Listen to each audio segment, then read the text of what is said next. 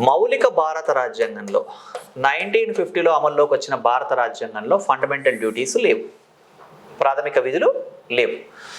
1976లో 42nd constitutional amendment 42వ రాజ్యాంగ సవరణ ద్వారా 10 ఫండమెంటల్ డ్యూటీస్ని ఇన్కార్పొరేట్ చేశారు. 10 ప్రాథమిక విధుల్ని 1976లో పొందుపరిచారండి. ఈ ప్రాథమిక విధుల్ని రాజ్యాంగంలో పొందుపరచాలని సూచించిన కమిటీ ఏది అంటే స్వరణ్ సింగ్ కమిటీ. మరి మౌలిక భారత రాజ్యాంగంలో లేవు కాబట్టి, కొత్తగా చేరాయి కాబట్టి 4వ భాగానికి అనుబంధంగా 4A అనే విభాగంలో ప్రాథమిక విధుల్ని చేర్చారు. ఎప్పుడు 1976లో 42వ రాజ్యాంగ సవరణ ద్వారా 10.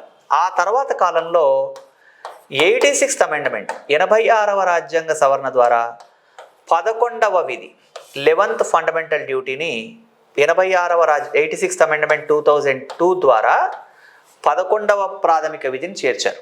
ఈ 11వ ప్రాథమిక విధి గురించి 21Aలో కూడా మనం మాట్లాడుకుంటాం. ఏమని? Every parent and Guardian is having a responsibility to provide education to their children. అంటే ప్రతి తల్లిదండ్రి మరియు సంరక్షకుడు 6 నుంచి 14 సంవత్సరాల పిల్లలకి విద్యను అంటే వాళ్ళని పాఠశాలకు పంపాలి. ఇది ఎడ్యుకేషన్ ఇవ్వడం కోసం పాఠశాలకు పంపాలి. ఇది పేరెంట్స్ గార్డియన్స్ విధి అని మాట్లాడుకున్నాం కదా.